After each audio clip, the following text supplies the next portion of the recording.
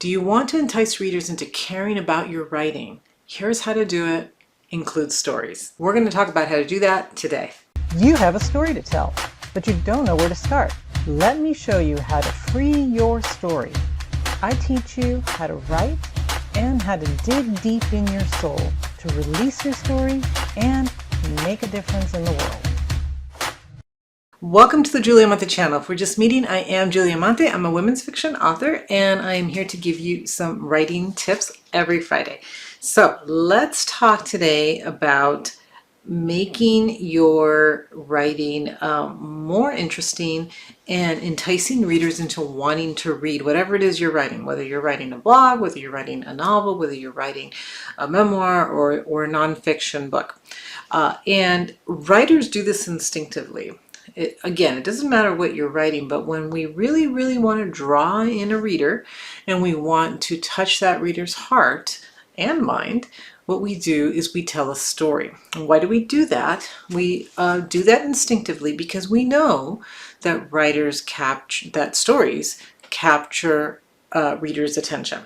Okay, so think back, I don't know, I'm older, so I don't know if teachers actually still do this. When I was an elementary school teacher, I sometimes did this, but mostly I didn't. But it used to be that teachers would ask students to, after they came back from summer vacation, to write about what they did, right? What did you do on your summer vacation? What did you do while you weren't in school? And write about that. And you know, the kids would sit there, and it gave the teacher an opportunity to get to know the kids a little bit better and what they did and what they're interested in. And it gave them something to write about that was about themselves, which is why most teachers will do this, right? They'll just say, you know, write about something that you know about, and it's themselves and what they did. And it helps that initial, you know, getting to know you phase.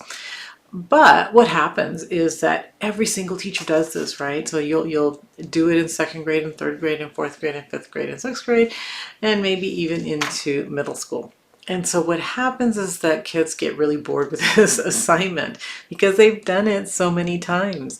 And what do you end up getting as a teacher is like, okay, I went to my aunt's house, and then I went to the beach, and then I played with my dog, and then I played video games, and then you get a list of things that they did. And it's not very exciting. And even the student knows it's not very exciting, right? Even they think, oh gosh, here we go again with this assignment, and I have to write down everything I did.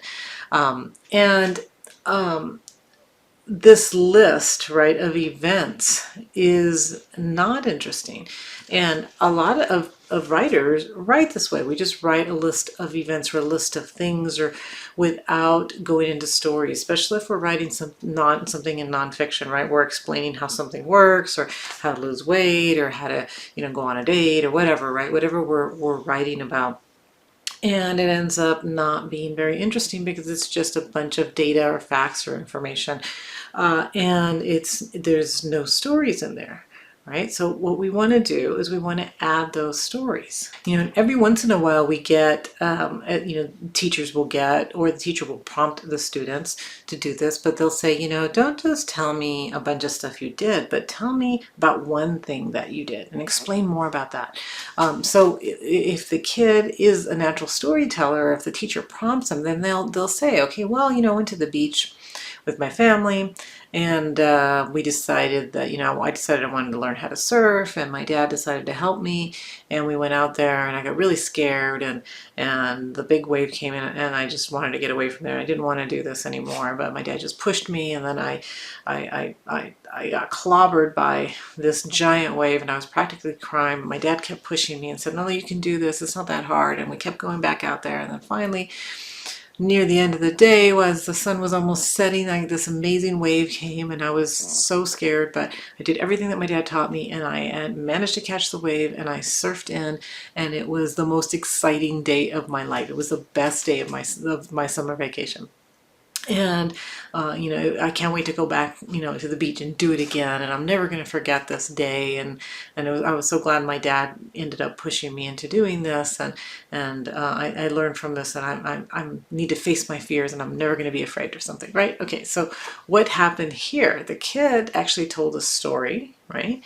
But we are so influenced, especially when we're young, by things like fairy tales and fables. And there's always this like lesson or this, like this moral, right? Or this lesson that we learn. And so kids will think that they have to add that to it. But what this also tells us is that stories tend to have a message, right? So even if we don't always learn a lesson or we don't always do this, right? So the fables and the fairy tales and all that, they have that. Our stories don't have to have that, but every single story has a message. And so if we want to get a message across to our readers, whether it's fiction or nonfiction, we want to have that story in there because that story is going to help us get that message across to our readers in a way that is interesting, in a way that it's enjoyable. Okay, so what we want to do when we're writing is not have a list of facts and details and events and all of that people have to try to remember, or that, in fiction too, right? The character did this and then he went here and then he did this. And after a while, it's like, I don't really care what this character's doing. I just want you to tell me a story about the character. And so you want to do that. You want to stay away from a bunch of events and just really tell a story and then have a message to that story. Like, what is it that you're trying to get across with this story to the reader? And the best way to do that is with a story, because a story will make a point. It makes that point that you want to give to the reader so that the reader understands what it is you're trying to say. Maybe you're trying to, in fiction, you might be trying to say that it's really difficult for a high school kid to get the girl that he loves to go on a date with him. I don't know. So there's a series of stories of things that happen as he tries to get her to go on a date, right? So it can be something very simple, or it can be something, if you're writing a nonfiction book, where you're trying to make a point. If you eat this type of food, this is what's going to happen. Well, you can tell them that and you can give them a bunch of data and facts, or you can say, let me tell you a story about what this person did, and this is the effect that this type of food had on this person, right? So with the story, it makes it more memorable and it makes it much more interesting to the reader when they're reading about that point. They're going to get that message better through that story. Okay, and so the second reason that this is so important is what I just said, is it's going to help the reader remember things. So we remember stories much more than we remember a bunch of facts, right? So if I want to tell a reader that, buying homes is a great investment, you should buy a series of homes and flip them and you will make money. And that's the best investment that you can make. Or the opposite. You might want to tell them it's the worst investment depending on the economy and what's going on, right? But if you tell them a story about somebody who did this and this is what happened to them, they're going to remember it more than what you just told them, right? But all the facts and all the things. So you want to have those facts in there, of course, and you want to have that information and those details, but you want to throw in a story in there so that they remember those facts and that information that you just told them. Okay, the other reason that stories are important and why you should add them to everything that you write is because it touches our hearts. Emotions are stories pull at our emotional heartstrings, right? They create emotion in us because we hear the story, the surfing story, right? You probably, if you read it and it was actually well written and you were there with the character, trying to catch that wave and being afraid. And if it was well developed, if it was well written, you would feel that emotion. You would feel the excitement. You would feel the fear. You would feel the ultimate triumph at the end when he was able to really catch that wave, and how grateful he was to his dad that his dad helped him, right? That bonding that was felt. Well, that's a story, and that story creates that emotion.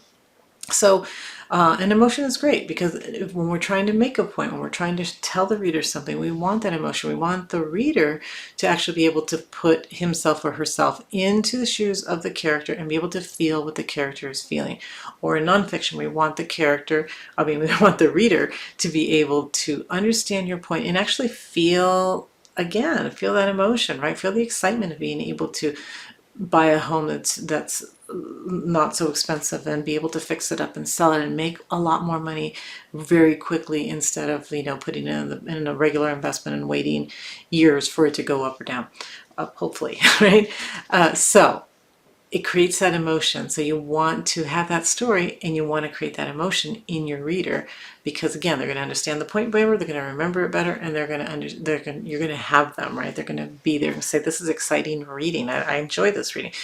Could have been a boring nonfiction book, but I'm really enjoying these stories and it's making me understand it, and I get where he's coming from. So the next reason that stories are so good is that they help us to solve problems. They're problem solving, right? So if you're telling the story about the house flipper trying to flip homes and doing a great job or not, or how it, maybe that's the worst investment, let's say, that you could make, and you give them a story on why it's bad and why somebody really lost all their money by trying to do this, and they spent 5 months trying to fix this house and it was a disaster.